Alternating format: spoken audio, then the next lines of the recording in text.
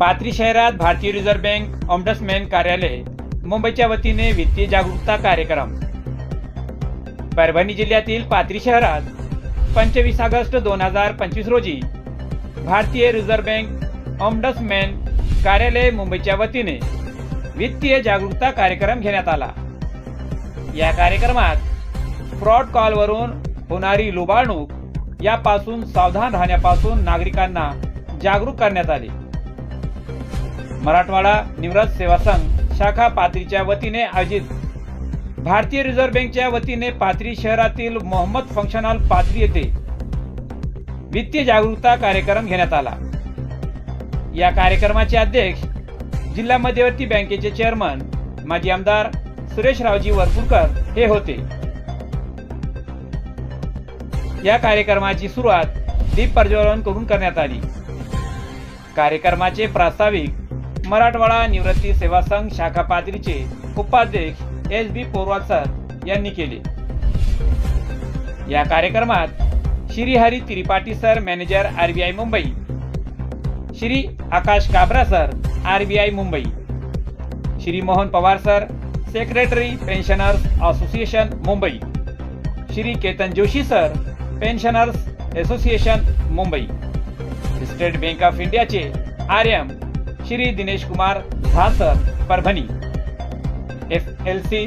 Shri Sunil Hattekar sir SBI. Parbhani, LDM. Shri Ramchandra Akudkar sir SBI. Parbhani, Shri Pramod Nama sir manager मुख्य शाखा SBI. Pathri, Shri Anand Kulkarni sir manager SBI. Agriculture bank Pathri, RM.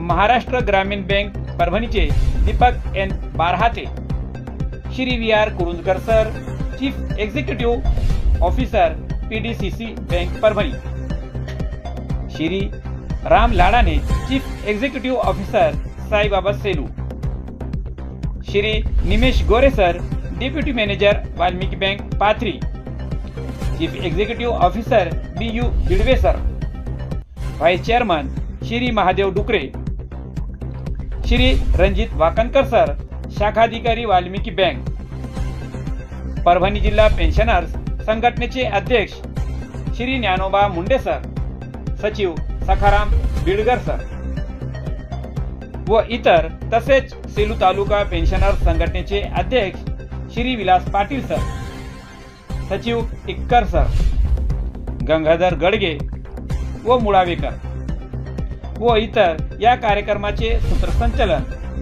व मोलाचे मार्गदर्शन एसीबीचे field officer Shri Harish Surnar sir यांनी केले। आलेल्या सर्व मान्यवरांचे मराठवाडा निवृत्त सेवा संघ शाखा पाथरीच्या वतीने सत्कार करण्यात आले। मराठवाडा निवृत्त सेवा संघ शाखा पाथरीचे अध्यक्ष एम.व्ही. घटे सर, उपाध्यक्ष एस.बी. पोरवाल सर, सचिव अशोक बी. रकटे, कोषाध्यक्ष मोहम्मद गौस सिद्दीकी, सहसचिव एम. धोपटे, संघटक अब्दुल करीम गुनके, सदस्य बी.पी. वीरकर, सहयोगी महिला सदस्य सुशीलाबाई माहोरकर व विमलबाई भाविस्कर व सेवा निवृत्त कर्मचारी मोठ्या संख्येने उपस्थित होते। कार्यक्रमाचे प्रास्ताविक करताना मराठवाडा निवृत्त सेवा संघ पाथरी शाखेचे उपाध्यक्ष एस.बी. पोरवाल सर यांनी निवृत्त कर्मचाऱ्यांची होणारी गैरसोयी, त्यांच्या अडीअडचणी, त्यांचे अनेक प्रश्न या मान्यवरांसमोर मांडले। या कार्यक्रमात अनेकांचे प्रश्नांचे समाधानकारक उत्तरे देण्यात आली। या कार्यक्रमात एस.बी.आयच्या वतीने होत असलेल्या ग्रामीण भागातील मुलामुलींसाठी वयोगट 18 ते 45 वयोगटातील कला प्रशिक्षक केंद्रातर्फे मुलीकडून केलेल्या हस्तकलेचे प्रदर्शन सुद्धा ठेवण्यात आले होते व आर.बी.आयच्या वतीने या कार्यक्रमात सेवानिवृत्त कर्मचाऱ्यांसाठी मेडिकल चेकअप व मेडिकल सुविधा उपलब्ध करून देण्यात आली व सुरुची जेवणाची व्यवस्था करण्यात आली होती। सर्व पेन्शनर्सनी सुरुची भोजनाचा आनंद घेतला व सेवा निवृत्त संघ शाखा पाथरी यांच्या परिश्रमाने कार्यक्रम यशस्वीरित्या पार पडला। या कार्यक्रमात माजी आमदार सुरेशरावजी वरपुडकर व अन्य मान्यवरांनी आपले मनोगत व्यक्त केले। पाहूया, आपण पाहत आहोत YouTube channel SKF news Salman Sayyed सोबत पाथरी। आजच्या कार्यक्रमाचा उद्देश केवळ बँकिंग व्यवहार शिकवणे नाही, तर आपले हक्क, सुरक्षितता आणि आर्थिक प्रमाण यापासून सर्वांचे संरक्षण करणे, आर्थिक बनावट म्हणजे आजकाल जे OTP किंवा ज्या पद्धतीने आर्थिक फ्रॉड होत आहेत, ऑनलाईन फ्रॉड, यापासून आपण कसे वाचू शकतो या संदर्भात आपल्या सर्वांना माहिती देण्यात येणार आहे। तर सर्वप्रथम मी कार्यक्रमाची सुरुवात श्यामजी पोवाल यांना बोलवतो आणि कार्यक्रमाचा एक छोटासा प्रास्ताविक ते आपल्या सर्वांसमोर सादर करतील। श्यामजी पोवाल।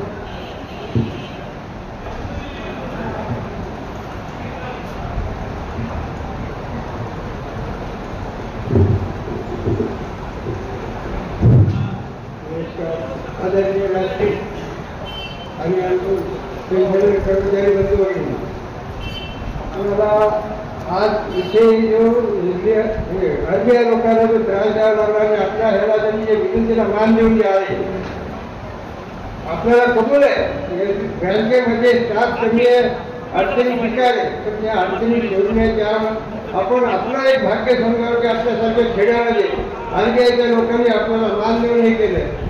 फक्त दुर्भाग्याची गोष्ट एवढी आहे की आपण आपली उपस्थिती उशिरा ठेवली, इथून तरी परत झाला हे आपण सगळे व्यवस्थित आलेलो आहेत। आपल्या काय थोड्या छोट्या मोठ्या अडचणी आहेत, एखादं समजा आधार कार्ड शिवाय हे होत नाही,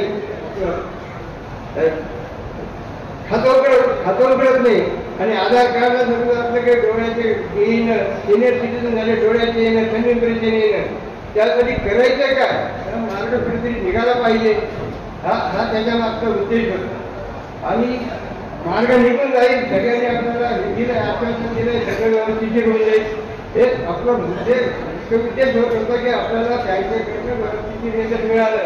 आणि सगळ्यात मोठं म्हणजे की आपल्याला त्या आता प्रत्येक बँकेमध्ये जाण्यात गर्दी, आपण आता वयाचा जर विचार केला तर बसण्यासाठीची जागा आपल्याला जर त्यांनी जर एक वेगळं काउंटर 5 तारखेपर्यंत जरी दिलं ते आपल्या प्रत्येक काहीतरी त्याच्यामध्ये मार्ग निघणारे निघेल, एवढंच मी हे करतो। त्याच्यामागचं सगळ्यात मोठा उद्देश आपल्याला RBIने दिलाय, आपल्याला ते सहकार्य करणे फार मोठी गोष्ट आहे खेड्यासाठी।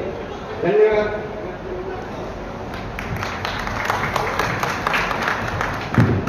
मी Shyam Powal sir, Ganesh Siddiqui sir, SK Kulkarni sir आणि अशोक रहाते सर या सर्वांना विनंती करतो की रिझर्व्ह बँक ऑफ इंडिया तर्फे आणि या कार्यक्रमातर्फे आपले अध्यक्ष वरपुडकर सर यांचा सत्कार करावा। त्यानंतर लगेचच त्यांचं भाषण होईल आणि त्यांना समोर दुसऱ्या प्रोग्राम असल्या कारणाने त्यांना समोर जायचं आहे, तर थोडंसं आपण कार्यक्रमात बदल करतोय। सत्कार केल्यानंतर लगेचच त्यांचं भाषण होईल आणि त्यानंतर आपण कार्यक्रम समोर घेऊ।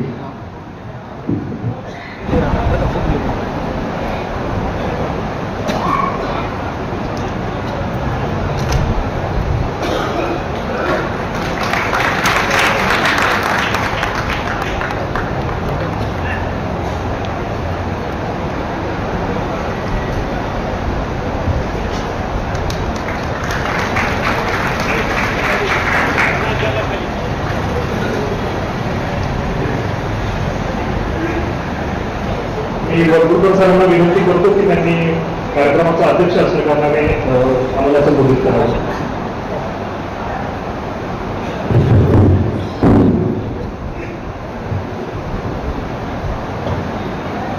रिझर्व्ह बँकेचे गुजरात मॅनेजर, हे सगळं बँकेचे सर्व अधिकारी,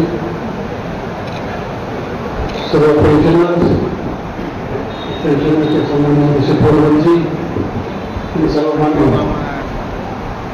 आज या कार्यक्रमाच्या ज्या प्रेक्षकांच्या अडचणी आहेत त्या रिझर्व्ह बँक समजून घेण्याच्या दृष्टिकोनातून आणि आता नवीन जे काही सायबर सिक्युरिटीचा सगळ्या देशात घोटाळ्यात चाललेला आहे त्या संदर्भात आपल्याला कसा सेट ठेवायचा या दृष्टिकोनातून ते महत्त्वाचं शिबिर आपल्याला सांगण्यात आलेलं आहे। आणि म्हणून आता पहिल्यांदा जसे आता गुरुडे पडत होते, चोऱ्या करत होते लोक, आता तुम्हाला कोणाला भरपाई करायचं तो भेट करण्याची गरज नाही. तुमच्या अकाउंटचा OTP नंबर आपल्याला कळाला की तुमचे पैसे आपण लोक घेऊन चाललेले आहेत. काल परवा आपल्या व्हाईस चान्सलर कृषी विद्यापीठाचे त्याच्या खात्यातून पैसे गेले, म्हणजे लोकांचं ज्याला माहिती नाही अशा तर नाही, ज्याला माहिती असणाऱ्या लोकांचे सुद्धा पैसे चालवले आहेत. या दृष्टिकोनातून हे शिबिर एक अत्यंत महत्त्वाचं पेन्शनर्ससाठी आहे. पेन्शनरची आणखी काही समस्या आहेत, जसं आता पूर्वजांनी सांगितलं की आपले आधार कार्डवर फंड येत नाही. आपण पुष्कळशे लोकांचे जोपर्यंत आधार कार्ड मिळत नाही तोपर्यंत KCC होत नाही. KCC नाही झालं तर त्याला KYC करावं लागतं. त्या सगळ्या गोष्टीचा आधार घेऊन आपलं हे शिबिर एक अत्यंत महत्त्वाचं आहे. मला एवढंच या ठिकाणी सांगायचं आहे की बँकेमार्फत जे नॉमिनी आहेत त्याला जे वारसदार आहे, वारसदार ठेवण्याच्या दृष्टिकोनातून आपण मध्यवर्ती बँकेचा चेअरमन असल्यामुळे आमच्याकडे 1.5 लाख खातेदार आहेत. आणि 1.5 लाख खातेदारापैकी जवळपास आता एक 40 खातेदार म्हणून 40 ते 50 हजार खातेदारांचं फक्त जे गोरगरीब पंतप्रधान विमा योजनेच्या संदर्भामध्ये असेल, जीवन विमा योजनामध्ये असेल, त्याचा इन्शुरन्सचा फायदा हा सर्व पुष्कळ लोकांना माहितीच नाही की सरकार आपलं प्रीमियम भरायचं, पुष्कळशा लोकांना माहिती नाही. म्हणून आता आम्ही प्रत्येकाचं आधार कार्ड घेऊन त्याचं इन्शुरन्स करतो. बँकमार्फत जे खातेदार बँकेचे आहेत त्याच्यामार्फत करण्याचा प्रयत्न आमचा चालू आहे. आणखी 1.5 लाखापैकी फक्त 40,000 खातेदारांचा झालेला आहे. आणखी बरेचसे खातेदार आहेत. ही योजना कशी आहे?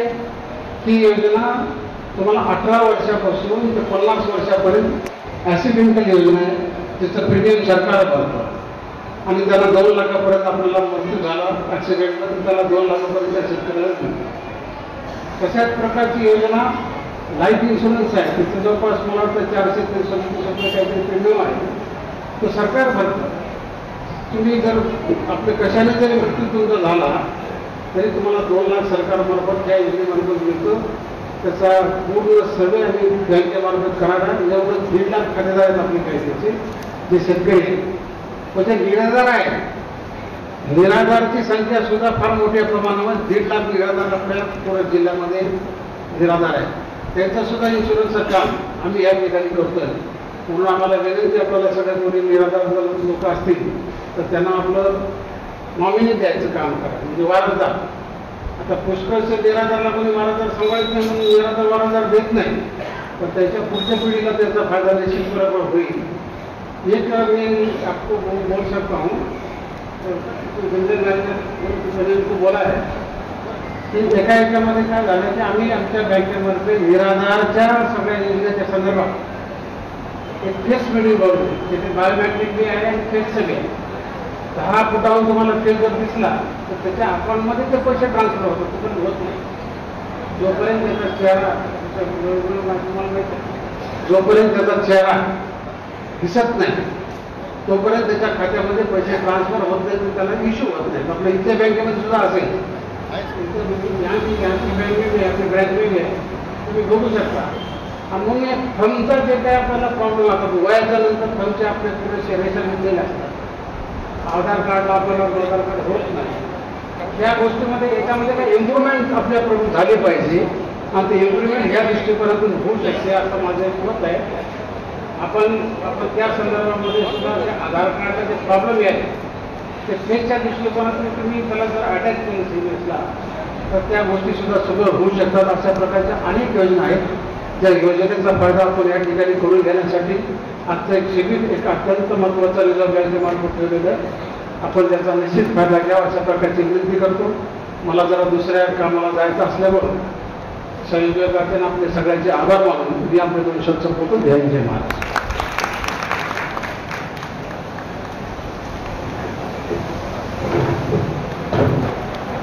आदरणीय वरपुडकर सरांनी आपल्याला जे मार्गदर्शन केले ते नक्कीच आपल्या सर्वांना महत्त्वाचं ठरलंय. आपल्या सर्वांच्या दैनंदिन आयुष्यात जी फायनान्शियल लिटरसी म्हणजे आर्थिक व्यवहार कसे करावेत, त्याची नियमितता कशी बाळगावी, त्याच्यासोबतच स्वतःला डिजिटल फ्रॉडपासून कसे वाचवावे, या सर्व गोष्टींचं सरांनी त्यांच्या भाषणातून मार्गदर्शन केलंय.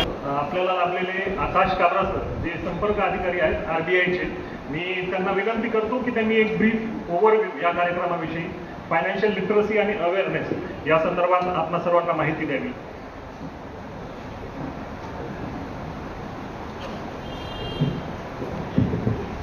नमस्कार.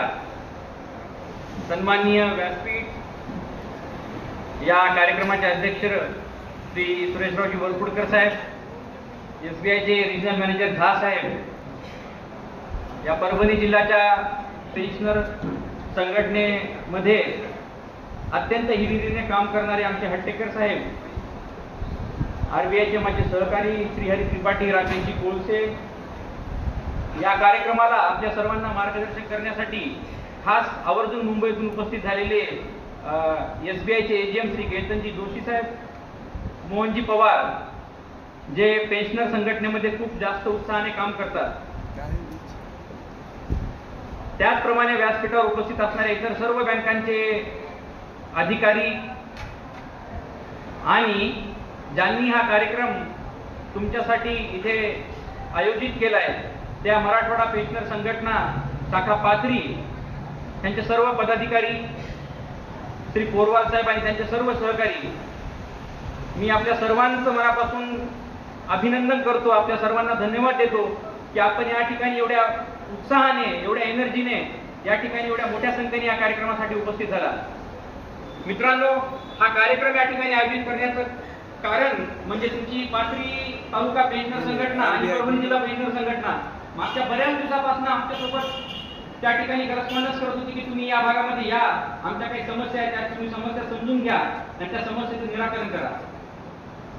Nation wide intensive awareness campaign अंतर्गत RBI सध्या संबंध ह्या वर्षामध्ये जानेवारी ते डिसेंबर 2025 मध्ये भारतभरामध्ये विविध जिल्ह्यामध्ये कार्यक्रम घेत आहे. प्रत्येक महिन्यामध्ये विविध वेगवेगळ्या प्रकारचे टार्गेट ग्रुप आहेत. जसं या ऑगस्ट महिन्यामध्ये हा पेन्शनर आणि सिनियर सिटीजनचा या ठिकाणी आपण कार्यक्रम करत आहोत. तर या कार्यक्रमामध्ये सांगताना आपण प्रामुख्याने 4 गोष्टींवर बोलणार आहोत. क्रमांक 1 ते म्हणजे तुमच्या ग्राहक तक्रार निवारणाचं साधन काय. समजा तुम्ही एका बँकेचे ग्राहक आहात, तुम्ही एका बँकेचे कस्टमर आहात, तर कस्टमर सर्व्हिस जेव्हा आपण बोलतो त्या ठिकाणी तेव्हा जर तुमच्या काही तक्रारी असतील तर तुम्ही त्या कशा सॉल्व्ह करायच्या.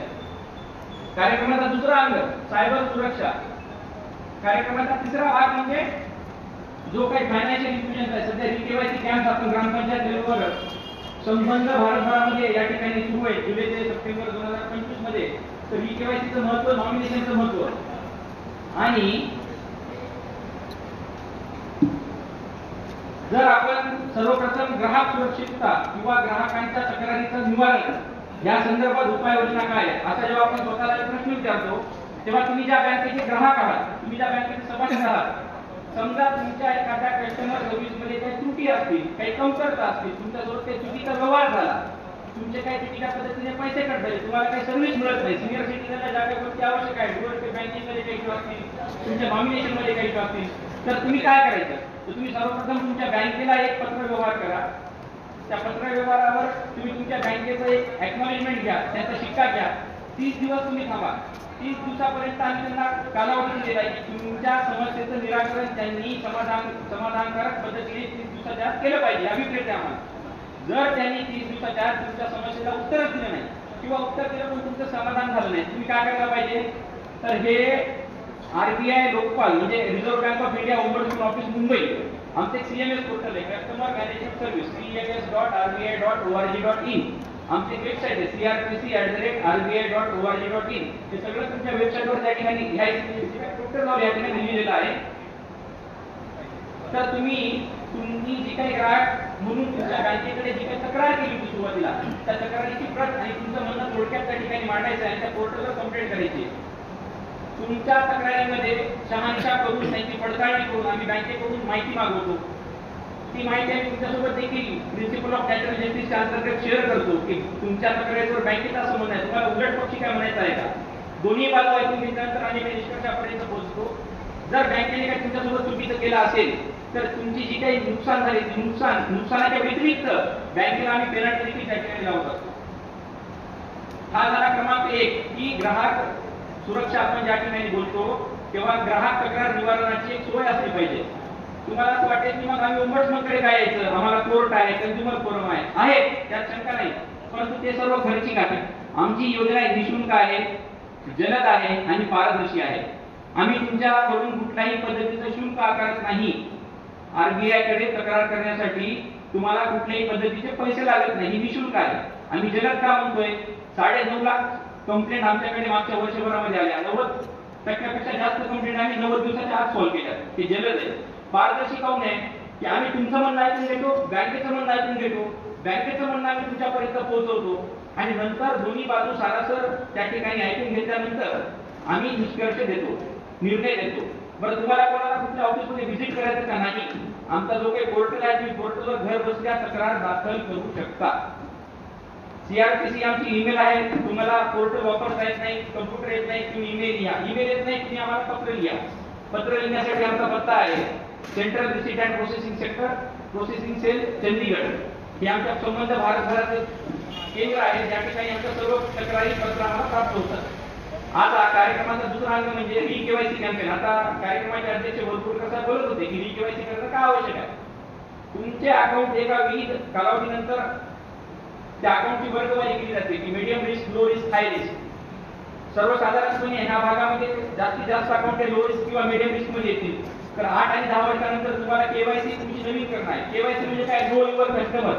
हे खूप अवघड नाहीये. आम्ही बँक म्हणून तुम्हाला आम्ही भेटू इच्छितो. तुम्ही कुठे आहात, तुमचा पत्ता बदललाय काय, तुमचा काय राहण्याचं ठिकाण बदललं का, तुमचं काही चेंज झाले का, आयुष्यातला काही घटक. तुम्हाला फक्त काय द्यायचं? तुमचं आधार कार्ड, पॅन कार्ड द्यायचं बँकेला नजीकच्या. ग्रामपंचायत लेवलवर आपण संबंध भारतभरामध्ये कॅम्प आयोजित केलेले आहेत. तुम्ही तुमच्या नातेवाईकांना, परिवाराच्या सदस्यांना सांगा की ते ReKYC करून घ्या. तिसरा घटक या ठिकाणी नॉमिनेशनचा. नॉमिनी का दिला पाहिजे? बऱ्याच लोकांना असते की मी जर नॉमिनी दिला तर माझ्या हयातीत असताना माझा मुलगा किंवा मुलगी किंवा माझी बायको त्या ठिकाणी मला पैसे देणार नाही, माझे पेन्शनचे पैसे निघून जाईल. या चुकीच्या समज आहेत आपल्या मनामध्ये. तसं नाहीये. हट्टेकरता करता मला अनौपचारिकपणे आम्ही जेव्हा बोलत होतो खाली, तर त्यांचं म्हणणं अत्यंत मला आवडलं की खरंच हे काही चुकीच्या समजुती ज्या आपल्या मनामध्ये आहेत त्या दूर झाल्या पाहिजे. आपण नॉमिनेशन का केलं पाहिजे की ते पैसे आपले, आपण मेहनतीने कमवलेले. मी ईश्वराकडे सर्वांच्या आरोग्याची, तुमच्या मंगलाचीच त्या ठिकाणी प्रार्थना करतो. परंतु काही गोष्टी शाश्वत आहेत, सत्य आहेत, मृत्यू निश्चित आहे. चुकीनं कधी काही आपल्यासोबत अनावधानाने काही घटना झाली तर आपल्या अकाउंटचे पैसे, आपली जी काय मालमत्ता आहे ती आपल्या वारसदारांना त्या ठिकाणी निश्चित भेटली पाहिजे. नॉमिनेशन म्हणजे वारसदारांना तुमच्या मृत्यू पश्चात भेटण्याची ती सोय. तुम्ही हयातीत असताना तुमचा नॉमिनी तुमचा कोणता व्यवहार करू शकत नाही. तर मी तुमच्या सर्वांना विनंती करतो की तुम्ही तुमच्या अकाउंटला नॉमिनेशन द्या. नॉमिनेशन देण्याची प्रक्रिया खूप सोपी आहे, सुलभ आहे. मी काल या ठिकाणी पेन्शनर संघटनेच्या सदस्यांना बोलत होतो. झा साहेब, मैं आपको यहाँ पे बोलना चाहता हूँ कि SBI हो या चाहे कोई भी पब्लिक सेक्टर बैंक हो या नागरिक बैंक हो, मैं आप सभी से अनुरोध करता हूँ. मी तुम्हाला अत्यंत आग्रहाने विनंती करतो की जे पेन्शनर, जे सिनियर सिटीजन तुमच्याकडे नॉमिनेशनचे फॉर्म घेऊन येत आहेत, मला माहिती आहे तुमच्याकडे खूप जास्त कामाचा बोजा आहे, वर्कलोड खूप जास्त आहे, स्टाफ कमी आहे. परंतु ह्या गोष्टीला तुम्ही गांभीर्याने घेतलं पाहिजे. कारण केंद्र सरकार त्या ठिकाणी सांगते, RBI सांगते, ह्याला काहीतरी कारण आहे. तुम्ही नॉमिनेशन करण्यामध्ये आपल्या बँकेच्या लेवलवर कुठल्या प्रकारच्या त्रुटी त्या ठिकाणी राहिल्या नाही पाहिजे. जेव्हा एखादा सिनियर सिटीजन येऊन तुमच्याकडे तो काही नॉमिनेशनचा फॉर्म देतोय तर आपण त्याला तात्काळ त्या ठिकाणी 2 ते 3 दिवसामध्ये कारवाई केली पाहिजे. मी LDM ऑफिस आणि SBIचं या ठिकाणी अभिनंदन करतो की त्यांनी या ठिकाणी त्यांच्या कस्टमर सर्व्हिस पॉईंट आणि सगळ्याच बँकांनी त्या ठिकाणी उपलब्ध करून दिला आहे. तर नॉमिनेशनसाठी तुम्ही तुमचे डॉक्युमेंट या ठिकाणी देऊ शकता. आप यहाँ उपस्थित सभी पेंशन सदस्यगण, सभी लोगों का मैं हार्दिक अभिनंदन करता हूँ कि आप लोग अपना टाइम निकाल करके आप लोगों ने अपना टाइम दिया, यहाँ आने का आप लोगों ने टाइम निकाला. ये संदेह होगा वो हम चाहेंगे कि जहाँ आप लोगों का उसका निवारण किया जाए, उस संदेह का जहाँ तक हो सकेगा हम लोग करेंगे. जहाँ तक पेंशनर की बात है, आप लोगों ने इतने साल गवर्नमेंट का सर्विस आपने किया है, 30-35 साल आप लोगों ने सेवा की है और देश के तरक्की में आप लोगों ने योगदान किया है और बैंकों के साथ भी आप लोग इतने साल से जुड़े हुए हैं और रिटायरमेंट के बाद भी आप लोग बैंकिंग सेवा से जुड़े हुए हैं. तो हम लोगों का हमेशा से ये कोशिश रहा है कि कस्टमर सर्विस को ज़्यादा से ज़्यादा और बढ़िया बनाया जाए और इसके लिए ये सब मंच बहुत अच्छा है कि हम लोगों को पता चलेगा कि हमारे अंदर क्या कमी है, उसको हम कैसे बेहतर बना सकते हैं. रही बात कस्टमर सर्विस की, तो अभी आप लोगों ने देखा होगा कि एक डोर स्टेप बैंकिंग सेवा शुरू हुआ है जिसमें उसका कोई फीस नहीं है, फ्री ऑफ कॉस्ट सेवा है वो. और आप अगर वो डोर स्टेप बैंकिंग रजिस्टर करते हैं तो आपके घर पे सर्विस दिया जाएगा। तो वो एक अच्छी सर्विस है। तो आप लोग दूसरे बैंक में है कि नहीं पता नहीं, लेकिन नेशनलाइज्ड बैंक में वो डोर स्टेप बैंकिंग है। तो आप सभी लोगों से विनती है कि ज़्यादा से ज़्यादा आप इस सुविधा का लाभ उठाइए। इसका कोई भी चार्ज नहीं है। आप एक बार एक्सपीरियंस करके देखिए बढ़िया है कि नहीं है, उसके हिसाब से आप लोग फिर तय कर पाएंगे क्या है। दूसरी बात जो KYC है, KYC में आप देखते होंगे कि ज़्यादातर जो फ्रॉड या कुछ जो गलत होता है वो जो बहुत पुराना अकाउंट है जिसमें KYC टाइम पे नहीं किया गया है, उसमें फ्रॉड होने के चांसेस ज़्यादा रहते हैं। तो जो खास करके 2014-15 में जो अकाउंट खोले गए थे उसका अभी 10 साल हो गया है। तो आप या आपके जो रिलेटिव होंगे उन लोगों को बोलिए कि बैंक में आकर के वो KYC कर लें। KYC करने से एक तो ये होता है कि आपको पता चल जाएगा कि आपके अकाउंट में क्या चल रहा है, और दूसरा बैंक KYC कर देगी तो आपका उस अकाउंट में कुछ गलत होने के चांसेस आगे भी नहीं रहेंगे, क्योंकि आपके डॉक्यूमेंट से वो वेरीफाई हो जाएगा। तो वो एक देखिए आप लोग। और दूसरी बात, और बैंकिंग सुविधा के अलावा बैंक में अगर जैसे आप लोगों का पेंशन अकाउंट है तो आप लोग डिपॉजिट तो रखते ही हैं, आप लोगों को उसके ऊपर ब्याज मिलता है। उसके अलावा भी बहुत सारे बैंकिंग सर्विस है, जैसे आप लोगों को अगर रिक्वायरमेंट है तो आप लोग पेंशन लोन हमारे पास अवेलेबल है वो ले सकते हैं। और सबसे बड़ी बात जो सर ने भी बताया, नॉमिनेशन फैसिलिटी। नॉमिनेशन फैसिलिटी मैं आप लोगों से रिक्वेस्ट करता हूं कि नॉमिनेशन फैसिलिटी जिस अकाउंट में नहीं है आप लोग नॉमिनेशन करवा लीजिए। नॉमिनी का जो नॉमिनी कब पिक्चर में आता है, जब अकाउंट होल्डर नहीं रहता है। तो अकाउंट होल्डर के नहीं रहने के बाद उनका जो अकाउंट का पैसा है, अगर आपने नॉमिनेशन करवाया हुआ है तो नॉमिनी को इजीली वो पैसा मिल जाता है, उसमें कोई भी कानूनी कार्रवाई नहीं करनी पड़ती है। और अगर जहाँ पे नॉमिनी नहीं है तो वहाँ पे तरह तरह के 8-10 तरह के पेपर देने पड़ते हैं, लंबा टाइम लगता है, तो पैसा मिलने में दिक्कत होती है। फिर उसका सक्सेशन सर्टिफिकेट ये सब सारी चीज़ें रहती है। अगर आपने सिर्फ वहाँ पे नॉमिनी करवाया है तो डेथ सर्टिफिकेट और नॉमिनी का पहचान लेकर के वो पैसा उनको दे दिया जाता है। तो एक बहुत अच्छी सर्विस है। अगर जिन लोगों ने नॉमिनी नहीं करवाया है वो नॉमिनी करवा लीजिए। और आपके जो पहचान के जितने भी लोग होंगे, नॉर्मल भी सेविंग अकाउंट होल्डर से मेरा रिक्वेस्ट है आप लोग उन लोगों को बताइएगा, क्योंकि एक आदमी जब शिक्षित होता है तो वो 10 आदमी को शिक्षित करता है। तो आप लोगों के पहचान के जो भी और लोग होंगे तो उनको बोलिए कि उनके अकाउंट में अगर नॉमिनेशन नहीं हो तो नॉमिनेशन करवाने के लिए, और एटलीस्ट पता करने के लिए कि उनके अकाउंट में नॉमिनेशन फैसिलिटी अवेलेबल है या नहीं है। और आप लोगों के लिए सबसे बड़ी बात, डोर स्टेप बैंकिंग का सुविधा का लाभ उठाइए आप। धन्यवाद, आप लोगों ने मुझे टाइम दिया और सुने मेरी बात को। Thank you. खूप खूप धन्यवाद झा सरांचे। झा सरांनी सुद्धा त्यांच्या भाषणामध्ये नॉमिनेशनवरती जास्त भर दिलेला आहे। तर त्याच संदर्भाने SBI पाथरीतर्फे आज आपण या ठिकाणी नॉमिनेशन आणि KYCचा कॅम्प सुद्धा अरेंज केलेला आहे। आपल्या पाठीमागे सगळ्यात कोपऱ्यामध्ये कार्यक्रम झाल्यानंतर तुम्ही सगळ्यांनी एकदा नॉमिनेशनचा फॉर्म तुमच्या अकाउंटचा आणि KYCचे फॉर्म सुद्धा तुम्ही सबमिट करू शकता। त्यासोबतच SBI LPO परभणी त्यांच्यातर्फे आज हेल्थ कॅम्प अरेंज केलेला आहे। तर ज्या कार्यक्रमाच्या नंतर ज्यांना हेल्थ कॅम्पमध्ये आपला सहभाग नोंदवायचा आहे ते सुद्धा नोंदवू शकतात। आणि यानंतर मी विनंती करतो की सुनील हट्टेकर सर जे आर्थिक साक्षरता अधिकारी आहेत परभणी जिल्ह्याचे, त्यांना विनंती करतो की त्यांनी आपल्या सर्वांना मार्गदर्शन करावं। PPT पण बघायची आहे। मी तुम्हाला 3 गोष्टी सांगेन। पहिली गोष्ट ही आहे की आत्ता काबरा सरांनी सांगितलं की ओम्बुड्समन म्हणजे लोकपाल तुम्हाला लक्षात नाही आलं तर फक्त अण्णा हजारेंना आठवा। रामलीला मैदानावर अण्णा हजारेंनी ज्या गोष्टी करता उपोषण केलं होतं ते लोकपाल होते, आणि त्यातनं फक्त आम आदमी पार्टी आणि लोकपाल आले नाहीत, पण त्याच्या आधीपासून रिझर्व्ह बँक ऑफ इंडियाचा लोकपाल तिथे आहे। पण असं नाही की आपला छोटा प्रॉब्लेम आहे लागलीच लोकपालला, त्याच्या स्टेपनी जायचं आपल्याला। आपली जी काही शंका असेल किंवा अडचण असेल पहिल्यांदा अधिकाऱ्याला सांगा, त्यानंतर ब्रांच मॅनेजरला सांगा, त्याच्यानंतर रिजनल मॅनेजरला सांगा, आणि त्या उपर जर तुम्हाला त्याचं समाधानकारक उत्तर नाही मिळालं तर तुम्ही लोकपालकडे जाण्याची गरज आहे। कारण त्यांच्याकडे असं त्यांनी सांगितलं की 9 लाख जवळपास त्यांच्याकडे कंप्लेंट्स आहेत आणि त्यातल्या 90% त्यांनी सॉल्व्ह केल्या. तर आपण त्यात भार वाढवायची गरज नाही. नॅचरल जस्टिस प्रमाणे जर होतच नसेल समाधानाने, युअर डॅम कन्फर्म की माझं बरोबर आहे, त्या परिस्थितीमध्ये तुम्ही लोकपालकडे जायचं आहे. आप सभी को मेरा सादर प्रणाम.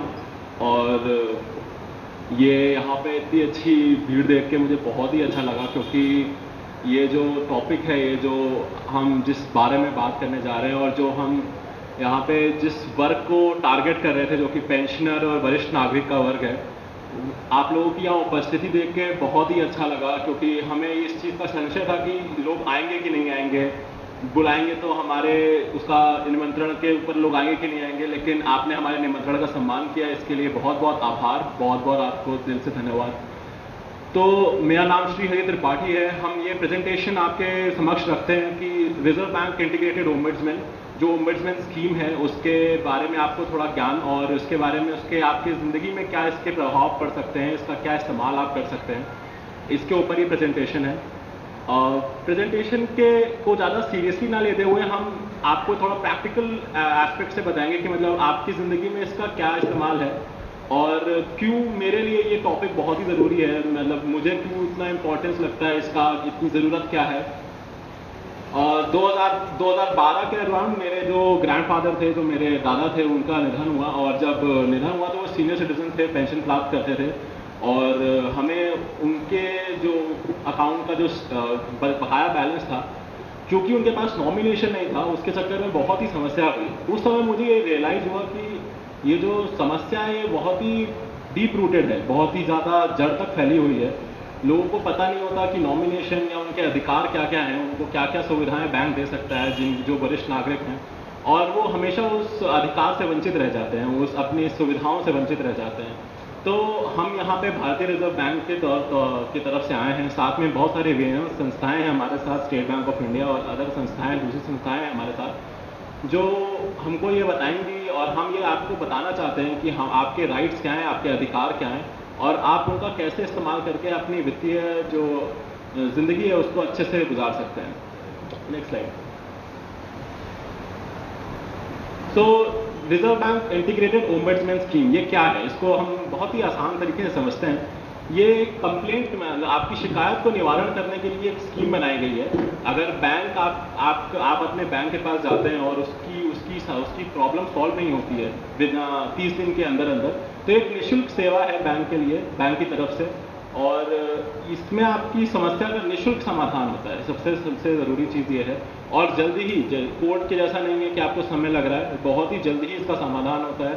आपको एक निर्णय बताया जाता है जिसमें आपका निष्पक्ष रूप से एकदम इम्पार्शियल तरीके से आपका इसका जज किया जाता है और ये देखा जाता है कि किस तरीके से आपने जो कंप्लेंट करी है, आपने जो शिकायत करी है, उसका हम क्या निवारण कर सकते हैं. नेक्स्ट. तो ये मैकेनिज्म क्या है, कैसे कंप्लेंट करनी होती है, क्यों कहाँ, मतलब कब कंप्लेंट करनी चाहिए, ओम्बड्समैन के पास भी आपको कब आना चाहिए.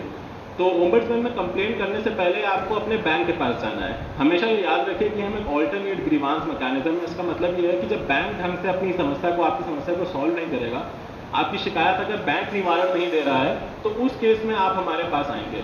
तो अगर 30 दिन के अंदर बैंक ने आपकी समस्या का निवारण नहीं किया या आप अपने बैंक के दिए हुए स्टेटमेंट से संतुष्ट नहीं हैं, तब आप हमारे पास आ सकते हैं. और कंप्लेन आपको एडवोकेट वगैरह से करने की ज़रूरत नहीं है, आप स्वयं कर सकते हैं. और नेक्स्ट करिए प्लीज़. ये अलग 5 तरीके हैं जिसके तरीके से आप कंप्लेन कर सकते हैं ओम्बड्समैन में. पोर्टल के थ्रू cms.rbi.org.in, ये पोर्टल का लिंक दिया हुआ है. ईमेल के थ्रू crpc.rbi.org.in, और पोस्ट करके भी आप कंप्लेंट कर सकते हैं.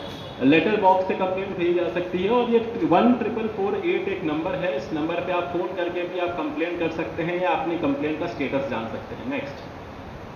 तो हम आते हैं वरिष्ठ नागरिक के बैंकिंग अधिकार के लिए, और ये बहुत ही इम्पोर्टेंट और बहुत ही ज़रूरी टॉपिक है. और हर एक वरिष्ठ नागरिक और हर नागरिक का एक सम्मानजनक बैंकिंग सुविधा का उसका एक अधिकार होता है. भले ही वो किसी वर्ग से आता हो, उसका कोई भी जेंडर हो, किसी भी जगह से आता हो, तो आपके पास एक सम्मानजनक, एक सहज बैंकिंग सेवा का अधिकार है.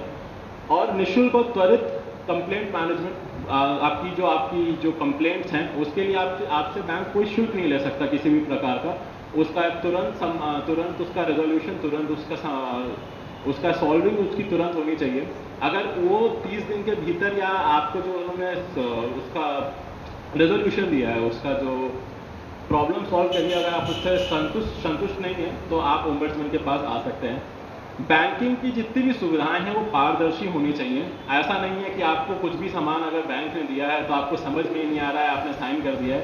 कृपया इसको ना करें। आपका पूरा अधिकार है उसमें बैंक अधिकारी से पूछने का कि क्या है, मुझे क्यों दिया जा रहा है, मुझे क्यों बेचा जा रहा है, मेरे जो अकाउंट में पैसे लगे हैं क्यों लगे हैं, और जितने भी आप सवाल करेंगे आपको उनका जवाब डालने का अधिकार है। नाम निर्देशन व संपत्ति हस्तांतरण ये बहुत ही ज़रूरी है। मैं फिर से क्योंकि ये ऐसा ही हमारे सामने जो क्राउड है जो हम उसको लेके ये बात कहना चाहते हैं कि नामांकन, जो नाम निर्देशन है मतलब नॉमिनेशन, वो बहुत ही ज़रूरी है। अगर और शायद आपको ये क्लियर ना हो कि आपका नॉमिनेशन है कि नहीं, तो कृपया आपने जब भी आप बैंक जाएं तो एक बार पूछ सकते हैं आप अपने बैंक अधिकारियों से कि मेरा नॉमिनेशन है कि नहीं, किसके नाम पे नॉमिनेशन है। नहीं है तो प्लीज़ करा लीजिए, और अगर आपको चेंज कराना है तो आप चेंज भी करा सकते हैं, लेकिन इसको रखे रहें प्लीज़। री-KYC का अधिकार, आप सबको री-KYC, जैसा कि झा सर ने भी बोला SBI से कि भाई री-KYC बहुत ही आवश्यक है। बैंक में जो फ्रॉडुलेंट एक्टिविटीज़ होती हैं, कोई भी फ्रॉड का शिकार बन सकता है। आप खुद भी जानते होंगे कितने लोग आपके जानने वाले जिनके साथ फ्रॉड हुआ होगा। उन जो अकाउंट जो होते हैं वो भी कहीं किसी ना किसी बैंक में होते हैं। तो हमारी सरकार का और गवर्नमेंट ऑफ इंडिया का भी ये एक अनुरोध है, ये मुहिम है कि री-KYC कराई जाए। उन सारे अकाउंट्स का फिर से जब KYC हो जाएगा, सारे जो कस्टमर्स हैं उनकी फिर से एक बार जांच हो जाएगी, तो जो फ्रॉडुलेंट अकाउंट है वो खुद ब खुद वापस आ जाएंगे। जैसे हम छन्नी से इस्तेमाल करते हैं, जो तो कंकड़ वगैरह होते हैं वो खुद ऊपर आ जाते हैं, उसी तरीके से हम फिर से जब KYC कराएंगे तो ये सारी चीज़ें फिर से ऊपर आ जाएंगी, हमको पता चल जाएगा। तो ये आप सबसे अनुरोध है कि आप बैंक जाके फिर से अपना एक KYC करा सकते हैं। ये निःशुल्क है और ये कहीं से भी हो सकता है। बैंक का भी एक दायित्व बनता है कि आपको ये समझाए कि आप कहाँ किस तरीके से KYC करा पाएँ, और आपको जो चीज़ें जिस तरीके से आसान लगे आप उस तरीके से KYC करा सकते हैं। नेक्स्ट, नॉमिनेशन पर फिर से मैं थोड़ा जोर डालूंगा कि नॉमिनेशन का क्या है। हर तरीके के अकाउंट पे आप नॉमिनेशन करा सकते हैं। बचत खाता, फिक्स्ड अकाउंट, लॉकर, PPF, चाहे वो कोई भी खाता हो, वो बहुत ही ज़रूरी है। और आपका ये अधिकार है कि आप अपने परिवार को ये फाइनेंशियल सिक्योरिटी दें कि आपने उनके लिए अपने अकाउंट का नॉमिनेशन करा दिया है। अगर नॉमिनेशन सही से नहीं है तो आपके परिवार को बहुत समस्या हो सकती है, जो हमने भी फेस करी और बहुत लोग रोज़ के रोज़ फेस करते हैं। और इसका बैंक में जो लोग काम करते हैं और जिनको जो एक्चुअली फेस करते हैं उनको ये पता होगा कि अगर नॉमिनेशन सही नहीं है तो कितने कोर्ट के चक्कर, कितने बैंक के चक्कर काटने पड़ते हैं, जो आप टाल सकते थे सिर्फ एक नॉर्मल सा नॉमिनेशन करा के। तो मेरा आप सबसे अनुरोध है कि आप कृपया अपने जब भी बैंक जाएं आप नॉमिनेशन के बारे में पूछें कि हुआ है कि नहीं, और फिर उसको प्लीज़ एक बार चेक करा लें। Please next. तो ये सब मैंने जो आपको चीज़ें बताई ये आपके अधिकार थे, लेकिन अधिकार सिर्फ जानना ही काफ़ी नहीं होता है। अधिकारों के ऊपर अमल करना, अधिकारों को अपने जीवन में लाना भी ज़रूरी होता है। तो ये कुछ आदतें हैं जो स्क्रीन पर लिखी हुई हैं कि आप अपने समय समय पर अपने पासबुक स्टेटमेंट को देखते रहें, उसके ऊपर चेक बना के रखें। कुछ भी ऐसे आप चार्जेस हैं जो आपको समझ में नहीं आ रहा है, कृपया अपने बैंक ऑफिशियल से पूछें, इसमें बिल्कुल भी सकुचाने की ज़रूरत नहीं है। और आप समय समय पर जब पासबुक प्रिंट कराएंगे, स्टेटमेंट प्रिंट करवाएंगे, तो आपको समझ में आएगा कि कभी जो कॉस्ट निकली है या कुछ कट गया है, अगर फ्रॉड भी हुआ है तो आपको पहले पता चल जाएगा अगर आप रेगुलर बेसिस पे पासबुक प्रिंट करा रहे हैं या स्टेटमेंट देख रहे हैं। परिवार के खाता नामांकन की ज़रूरत है, जानकारी, हाँ, अपने परिवार को आपको नामांकन की जानकारी ज़रूर देनी है, किसके नाम पे नामांकन है और क्या क्या आपके नाम पे इंश्योरेंस है। कभी कभी ये होता है कि बैंक के ऐसे आपका पैसा कट रहा है, आपको ज्ञान ही नहीं है कि इंश्योरेंस भी है आपका, इसीलिए आपको खुद भी इस चीज़ का ज्ञान लेना चाहिए बैंक जाकर कि मेरे नाम पे इंश्योरेंस है कि नहीं है, नामांकन किसके नाम पर है, और अपने परिवार में भी इसकी जानकारी ज़रूर देनी चाहिए। अपने खर्च का लेखा जोखा ज़रूर रखें कि आप क्या खर्च कर रहे हैं, बैंक से क्या आपका डेबिट हो रहा है, क्या बैंक में आ रहा है पैसा, ताकि आपके माइंड में जो आपके जो नंबर चल रहा है वो सही रहे। कुछ ऐसा ना हो कि आपको लग रहा है मेरे बैंक खाते में इतने पैसे हैं लेकिन कम निकले या ज़्यादा निकले। कभी भी किसी को पासवर्ड OTP साझा ना करें, और ये बहुत ही ज़रूरी है। मतलब फिर से वही चीज़ जो आपके अगल बगल जितने पोस्टर लगे हुए हैं उस पर यही चीज़ बार बार हम दोहराते रहते हैं कि आपकी जो ज़रूरत की चीज़ें हैं, जो बैंक का पिन हो गया, OTP हो गया, UPI का पिन हो गया, बैंक का आपका जो कार्ड है, चेकबुक की अपनी आप जो इधर उधर आप बिल्कुल ना रखें, आप उसको संभाल कर रखें। बैंक के जितने सामान हैं अपने पास रखें। घर में भी भरोसे करने लायक आदमी को ही बताएं कहाँ पर रखी है, हर किसी को बताने की ज़रूरत नहीं है। नेक्स्ट। इसी के साथ मैं इसको समाप्त करता हूँ। आप लोगों ने मेरी ये बातें बहुत ध्यानपूर्वक सुनी, इसके लिए आपको सादर आभार।